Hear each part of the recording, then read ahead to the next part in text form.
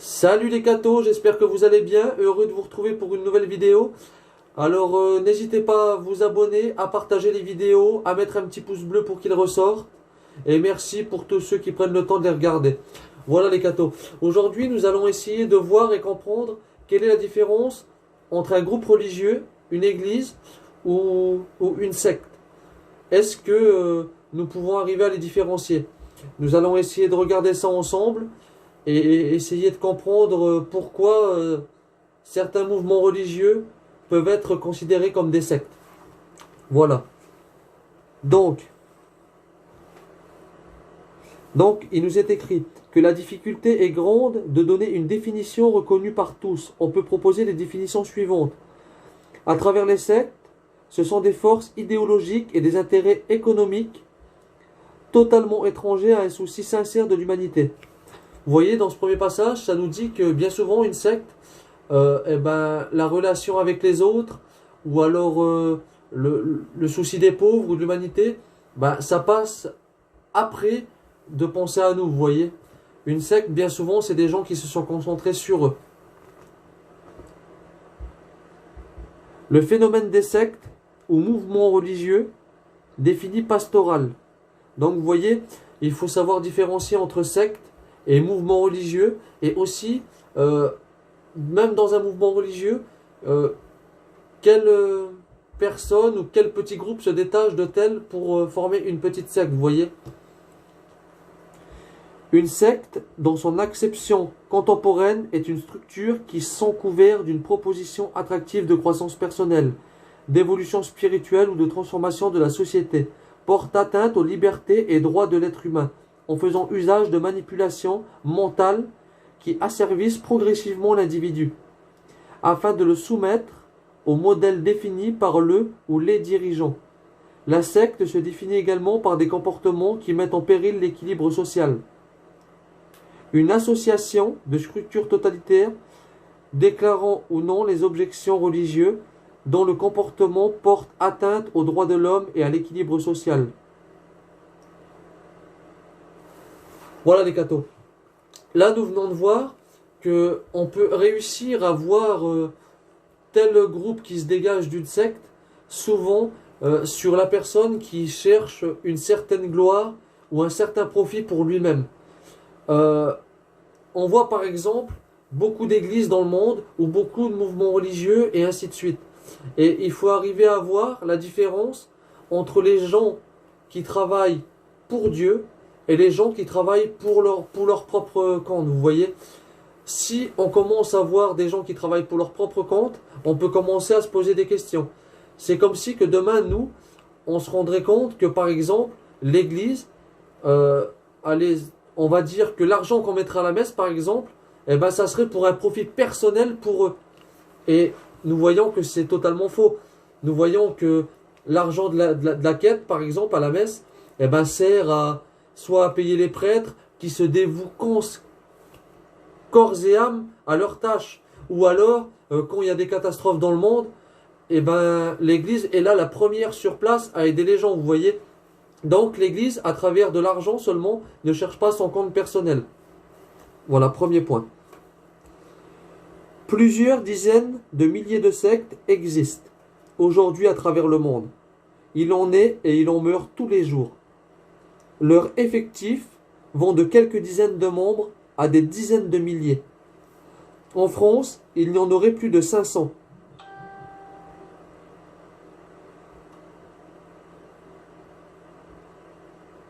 Pour se donner une couverture rassurante, elles agissent dans différents secteurs. Une secte peut être dans un milieu religieux, dans un milieu médical ou dans un milieu scolaire et ainsi de suite, vous voyez. Elle intervient volontairement lors de catastrophes naturelles pour mieux séduire. Elle affirme souvent défendre l'éthique et les droits de l'homme. Certains s'engagent même dans la lutte contre la drogue ou le suicide des jeunes. D'autres se prétendent comme des églises en s'attribuant des noms successibles d'inspirer le respect et en cherchant des adeptes dans les milieux de tradition chrétienne. Leurs traits caractéristiques sont un maître à penser.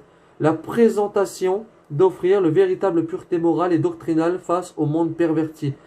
le milliardaire, etc. Certaines sectes sont totalitaires et doivent être combattues comme telles. Vous voyez?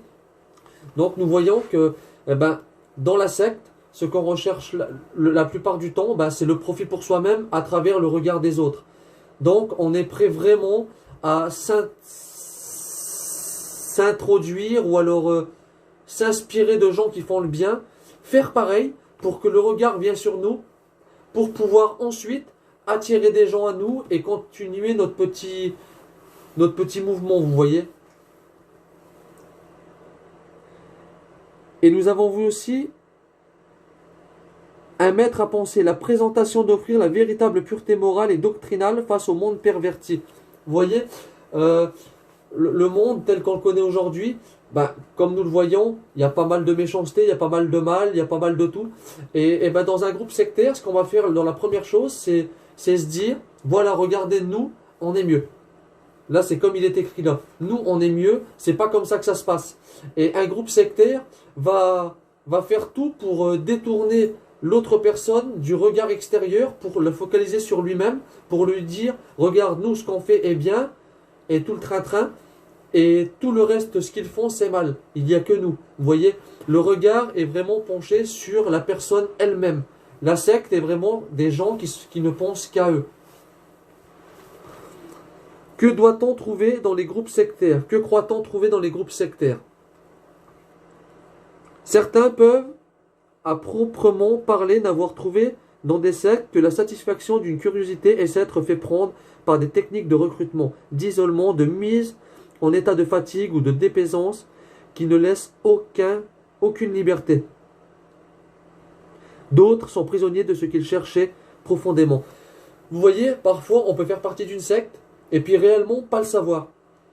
On peut avoir eu la curiosité d'approcher tel ou tel groupe pour telle ou telle raison, une recherche de vérité, souvent, et puis on se laisse emprisonner par une personne qui nous manipule, ou alors qui nous vend sa propre sauce sur la vie de tous les jours, vous voyez.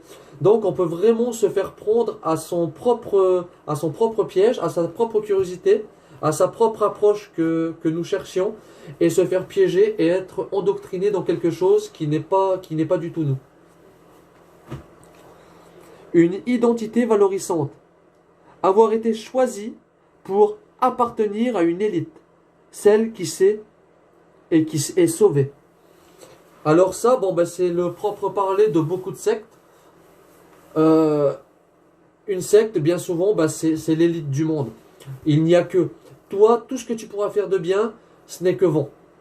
Et une secte, c'est complètement différent. Elle, comme il est écrit, c'est une élite qui, voilà, celle qui sait et qui est sauvée. Voilà, c'est une personne, ce sont des groupes de personnes qui se mettent vraiment au sommet de la chaîne alimentaire, si on peut dire, et qui pensent vraiment qu'elle domine tout, et que, apparemment, qu'elle a la vérité, et qu'elle est sauvée. Et demain, même nous, catholiques, je ne pense pas que quelqu'un d'entre nous peut dire aujourd'hui s'il est sauvé, vous comprenez? Personne aujourd'hui ne peut affirmer être sauvé. Sinon, ça serait se faire son propre jugement. Mais nous savons que le seul jugement, c'est Dieu qui le donne. C'est Dieu à la fin de ta vie qui te jugera. Toi, aujourd'hui, tu ne peux mettre que ta confiance dans celle de Dieu pour être sauvé. Mais tu ne peux en aucun cas prétendre d'être sauvé maintenant. C'est pour ça qu'à la messe, tous les dimanches, nous nous reconnaissons pécheurs. Et ces gens-là, comme ils font partie d'une élite et qu'ils savent qu'ils sont sauvés, ils se sont fait son propre auto-jugement et entre guillemets, ils n'ont plus besoin du jugement de Dieu. Quand ils meurent, Dieu est là, il est devant les portes du paradis par exemple, on va donner une image, et eux, ils n'ont pas besoin de passer par Dieu, ils passent sur le côté en disant seulement bonjour. Voilà, c'est normal, ils sont sauvés et ils font partie de cette petite élite qui apparemment avait le droit de passer sur le côté et d'entrer directement, vous voyez.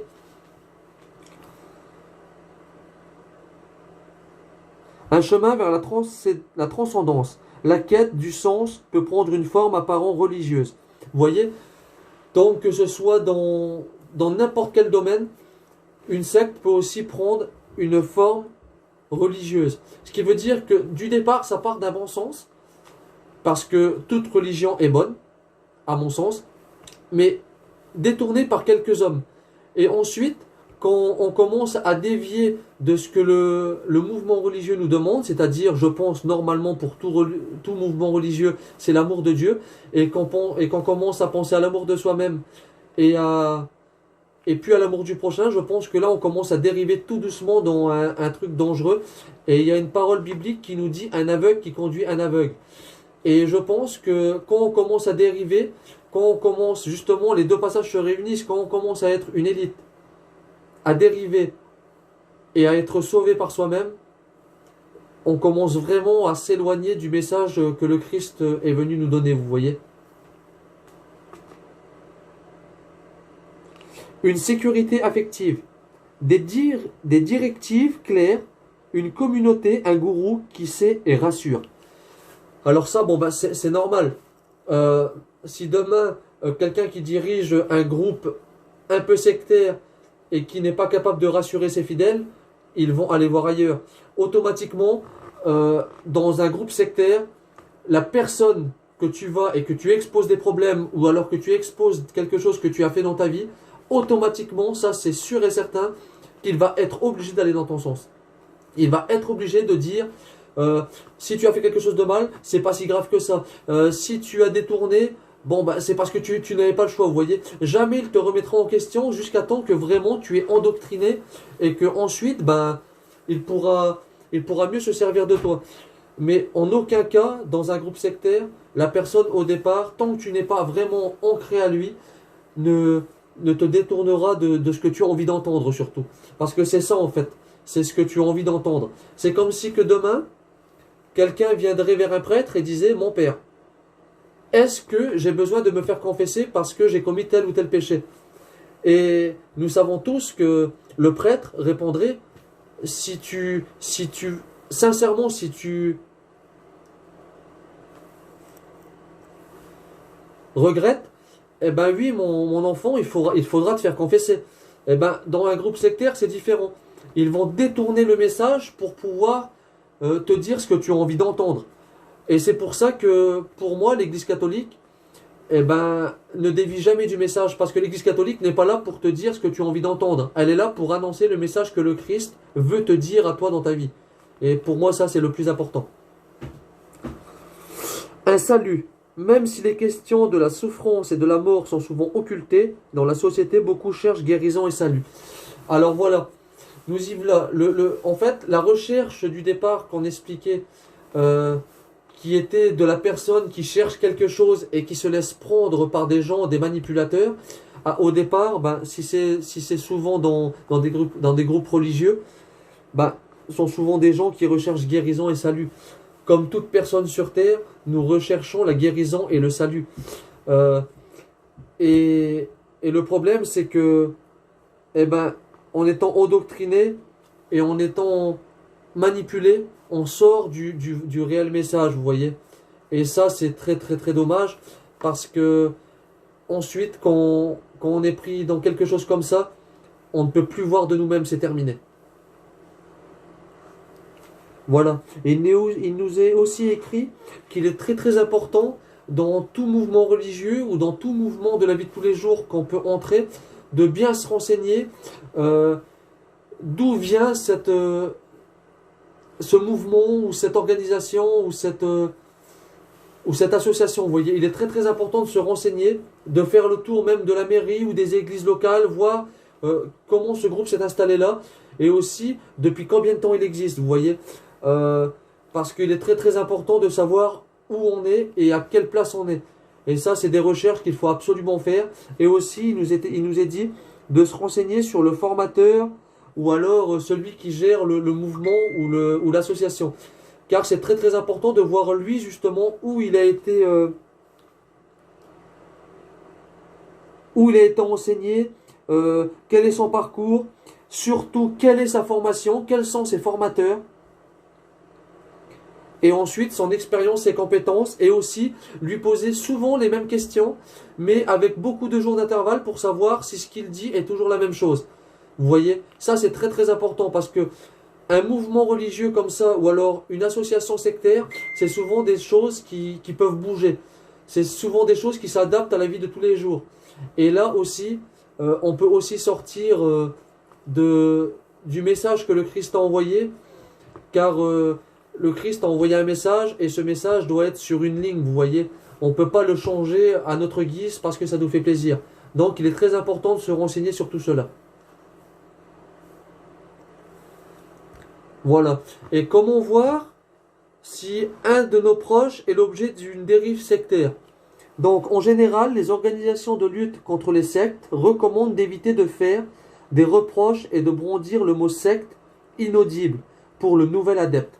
Ce qui est important apparemment, c'est surtout que, comme nous, de l'extérieur, on voit qu'il y a des choses étranges, de ne surtout pas engendrer le mot secte, car ça pourrait tout de suite froisser soit ton frère, soit ton ami, soit ta mère, ou peu importe qui est dans ce mouvement, et tu pourrais le faire reculer et s'éloigner de toi encore plus. Il est préférable de demeurer en relation avec lui et quoi qu'il en coûte, de l'écouter, le respecter, lui demander si ce qu'il trouve lui fait du bien, puis l'inviter à regarder si ce qu'il vit construit son autonomie ou le rend dépendant d'une personne, d'un enseignement, d'un groupe. Voilà. Donc là, ce qui est important, c'est surtout comme je vous disais, de ne pas le froisser, de ne pas se mettre contre lui. Parce que se mettre contre lui, pas dans la vérité, mais plutôt dans l'agressivité, ça serait l'éloigner encore plus et se retourner encore plus vers eux et s'enfermer encore plus de leur côté, vous voyez. Parce que comme nous avons vu tout à l'heure, la personne, elle, le gourou ou peu importe qui gère cette association ou ce mouvement, va automatiquement aller contre vous et se mettre avec son fidèle. Ça, c'est automatique.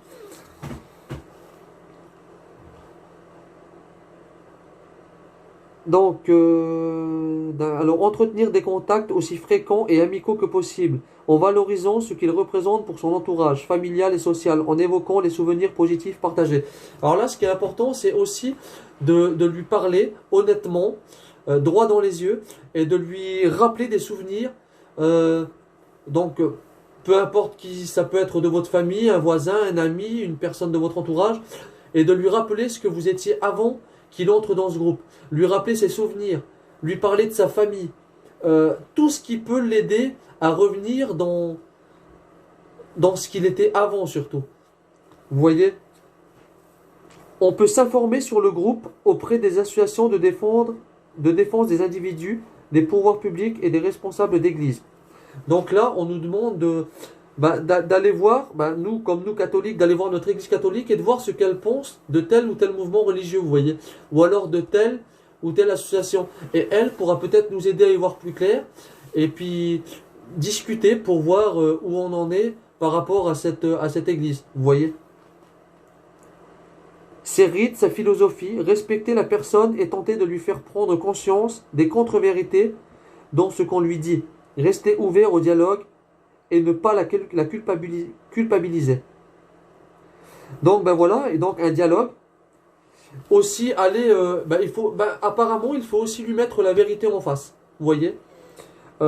Donc lui mettre les contre-vérités, c'est aussi lui mettre notre vérité en face par rapport à ce que lui pense de son nouveau groupe ou de ses nouveaux propos surtout. Parce que souvent un mouvement sectaire, nous pouvons voir ça sur quelqu'un qu'on peut connaître, c'est souvent sur son attitude qui peut changer ou sa façon de parler. Ça, c'est les deux choses primordiales qui nous est décrites pour nous donner ces deux choses pour voir qu'il a vraiment changé. Et il faut ne pas hésiter justement à lui mettre aussi de temps en temps ses contre-vérités. Donc, s'il nous annonce par exemple jaune, il faut aussi lui dire, par contre, c'est étrange parce qu'avant tu disais bleu. Pourquoi maintenant dis-tu jaune? Ça m'intéresse. Et là, on peut entrer dans un dialogue, vous voyez. Et il faut vraiment essayer, dans la vérité, de voir ce qu'il pense et pourquoi il pense ça maintenant. Et essayer aussi de lui amener vos arguments pour le faire réfléchir à la personne qu'il était avant. Ça, c'est très important. Il est nécessaire d'être prêt à l'accueillir si elle décide de sortir du groupe et à rechercher pour elle une aide psychologique. Alors là, bien sûr, si demain, une personne qui s'est détournée de vous, qui s'est éloignée pour telle ou telle raison, en tant que, déjà, en tant qu'homme, en tant qu'humain, mais aussi en tant que chrétien, on se doit de l'accueillir à grands bras ouverts. Tel le Christ qui a ouvert ses bras sur la croix pour nous accueillir, nous pécheurs, vous voyez, pour nous enlacer dans ses bras. Eh ben nous devons être ces petits Christ et, et aussi pouvoir l'aider à revenir sur terre et à reprendre une vie normale par rapport à ce qu'il était avant, bien sûr. Ça, c'est très important aussi. Voilà. Il y a aussi 4 questions qui m'ont beaucoup interpellé et que j'aimerais vous parler.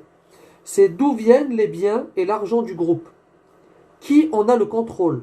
Les comptes sont-ils transparents? Quelles sont les exigences financières? Sont-elles exorbitantes?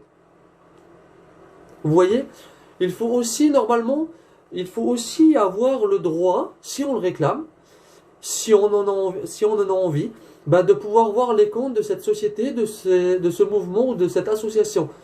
Car tout ce qui est secret euh, n'est pas de Dieu. Ça, c'est sûr et certain, c'est pas bon. Et il est aussi important de voir qui contrôle cet argent. Et surtout, qu'est-ce qu'ils en font. Parce que ça, c'est aussi très intéressant. Par exemple, moi tout à l'heure, je vous ai dit que, bon, je ne connais pas bien sûr tous les comptes de l'Église catholique, et puis je vous dis franchement, ça ne m'intéresse pas du tout. Mais il est aussi bon, nous, de savoir que, par exemple, comme je vous disais tout à l'heure, ben, que l'Église catholique, à travers l'argent, par exemple, des quêtes, ou ainsi de suite, eh ben, les prêtres, eh ben, grâce à ça, peuvent vivre, bien sûr, pas vivre dans la richesse, parce que nous connaissons tous des prêtres, et en voyant que ce sont des gens quand même qui sont, bon, qui vivent, hein, mais qui sont pas très riches, et qui peuvent, grâce à ça, ben, s'occuper de nous tous les jours si on en a besoin. Quand il y a une catastrophe dans le monde, on peut voir aussi que l'Église est là la première, et puis cet argent sert à ça.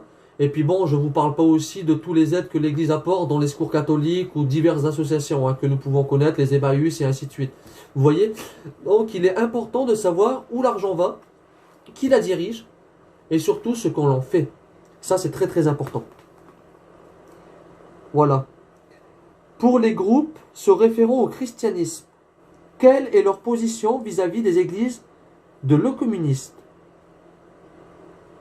Alors ça, c'est très très intéressant. Parce que là, on nous parle plus de mouvement religieux.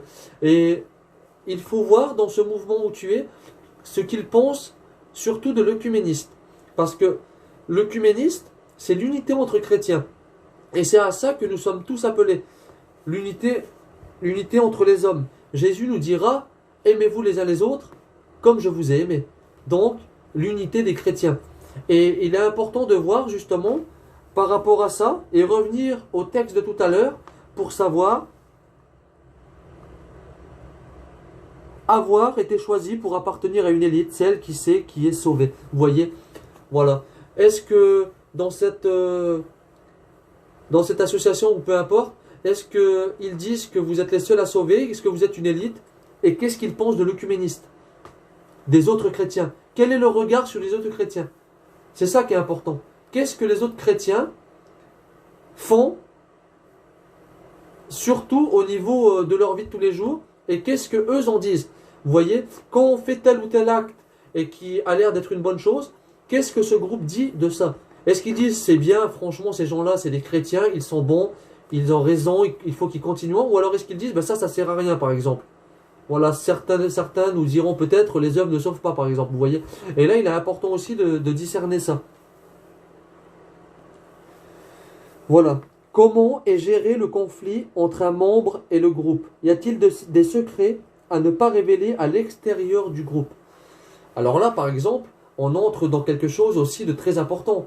Si demain tu es dans n'importe quel groupe ou n'importe quelle association et qu'on commence à te dire bon ben voilà ce qu'on a fait là ce soir ou alors ce que je t'ai dit là ou alors c'est un secret tu ne le révèles pas, surtout sur tout ce qui touche au mouvement religieux, là sauve-toi, prends les jambes à ton cou et tire-toi.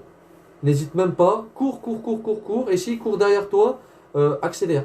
Parce que là c'est très important, il n'y a pas de secret. Il n'y a aucun secret qui ne doit être révélé. Voilà, regardez ce qu'il est écrit dans Luc 12, 2. Il n'y a rien de caché qui ne doit être découvert, ni de secrets qui ne doivent être connus. Vous voyez, euh, par exemple, l'Église catholique ne cache rien, absolument rien. Tout le message que le Christ a fait connaître à son Église, il le dit aux fidèles. Et qu'est-ce que l'Église dit aux fidèles à la fin de chaque messe? Elle nous envoie. L'envoi, ça c'est la fin de la messe, l'envoi pour aller donner aux gens ce qu'on a reçu.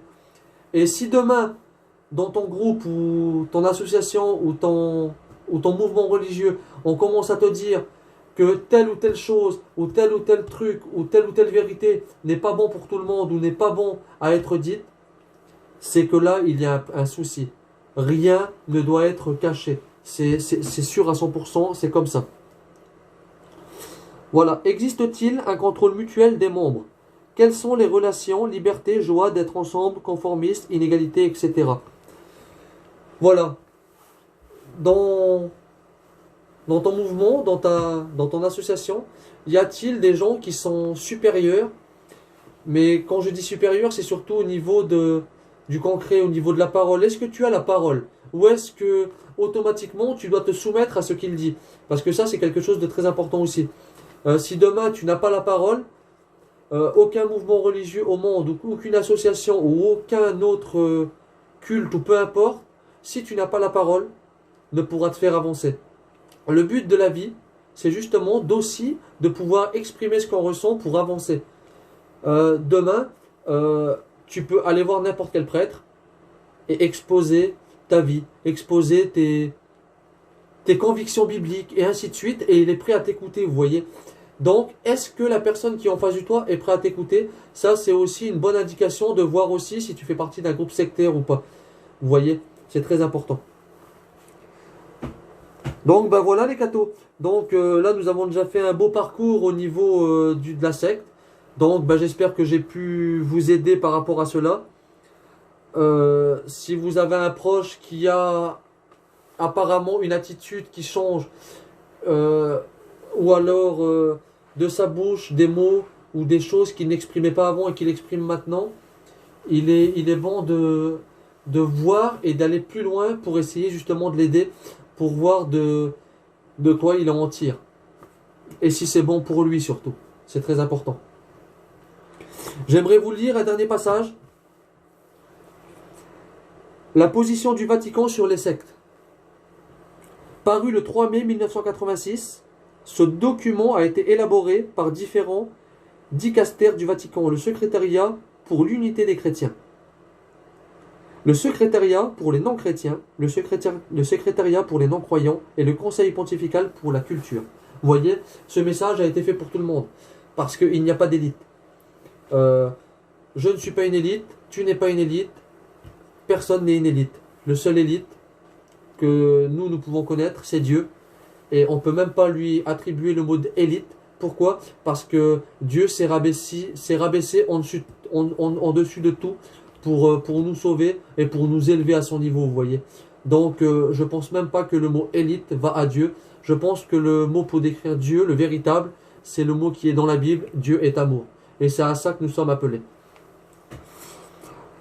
Nous ne pouvons pas être naïvement iréniques. Nous avons suffisamment analysé l'action des sectes pour voir que les attitudes et les méthodes de certains d'entre elles peuvent détruire la personnalité. Donc, nous voyons bien que la personne que tu as connue avant, à travers certains mouvements, à travers certaines personnes qui s'occupent d'elle, eh ben, on peut perdre cette personne et elle peut perdre sa personnalité surtout. Désorganiser les familles et la société et que leurs doctrines sont très éloignées de l'enseignement du Christ et de son Église. Donc là, nous voyons que, en éloignant les gens des autres personnes, on se laisse endoctriner et on peut se laisser éloigner de l'enseignement du Christ et de son Église. Donc là aussi, il faut faire très attention parce que l'enseignement de l'Église, c'est l'amour, l'unité entre chrétiens, l'œcuménisme. Et si demain, ces trois bases-là ne sont pas respectées, on commence à s'éloigner et se rapprocher d'une élite qui est sauvée, vous voyez. Dans certains pays, nous pouvons suspecter ou même savoir qu'à travers les sectes, Ce sont des forces idéologiques et des intérêts économico-politiques totalement étrangers à un souci sincère de l'humanité qui sont à l'œuvre et qui utilisent l'humain pour des desseins inhumains.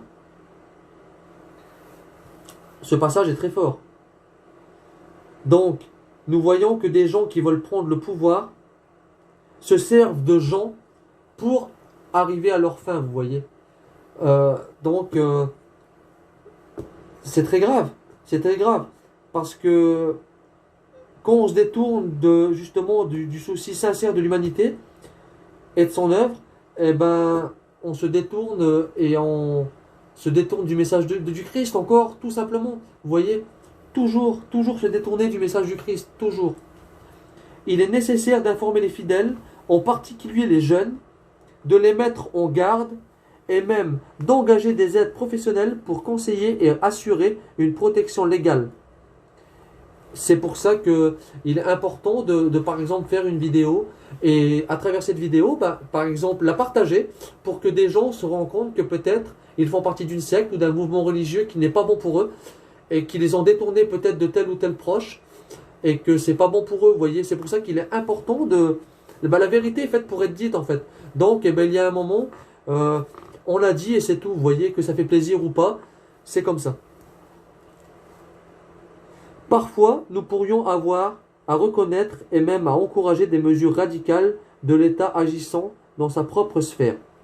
Nous pouvons savoir également, par expérience, qu'il n'existe généralement pas ou peu de possibilités de dialogue avec les sectes, et que non seulement elles sont elles-mêmes fermées au dialogue, mais elles peuvent être, en plus, partout où elles sont actives, un sérieux obstacle à l'éducation œcuménique.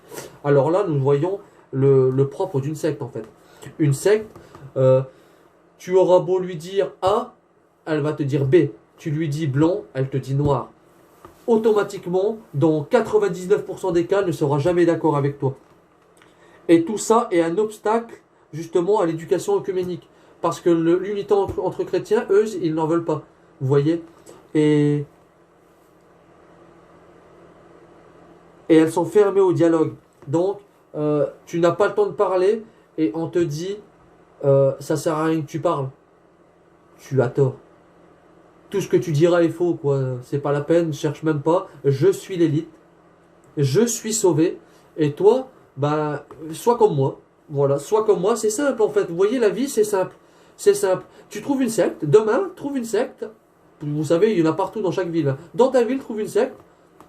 Ils vont te vendre, je sais pas combien, 100 euros, 200 euros, ou alors même gratuit. Ils vont te donner un ticket et ça sera un passe-droit pour le paradis. Voilà, passe-droit pour le paradis, passe-droit pour l'élite et passe-droit pour la vérité. Voilà, à travers cette secte, tu auras tout ton bonheur que tu pourras avoir. C'est pour ça que Jésus nous dit, il y a un moment, faites attention.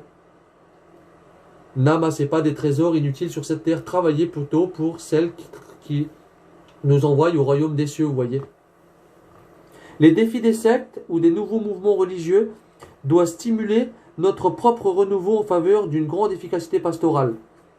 L'Église fait beaucoup d'efforts. C'est pour ça que l'Église travaille beaucoup sur l'œcuménisme, vous voyez, pour justement essayer de ramener ces gens-là à une amour qui est humaine. Ce défi doit aussi développer en nous et dans nos communautés l'esprit du Christ à leurs égards. Soyons compatissants pour eux, vous voyez, c'est le message. Il faut prier pour ces gens-là pour qu'ils reviennent à la raison. En essayant de comprendre le point où ils sont et lorsque c'est possible de les rejoindre dans l'amour du Christ. Quand ils sont dans l'amour du Christ, nous automatiquement nous sommes d'accord. Et il faut surtout pas aller contre eux quand nous pensons qu'ils sont de bonne foi pour une fois, vous voyez. Nous devons poursuivre ces buts, confiants dans la vérité enseignée par le Christ, avec amour pour tous les hommes et toutes les femmes. Nous ne devons pas permettre que les préoccupations que nous causent les sectes diminuent notre zèle pour l'œcuménisme véritable parmi tous les chrétiens. Voilà. Peu importe combien il y a de sectes, peu importe combien il y a de sectes dans le monde, peu importe les gens que tu connais et qu'ils ne disent pas comme toi, ça doit nous rapprocher encore plus à travers leur regard, à travers ce que Dieu nous montre d'eux,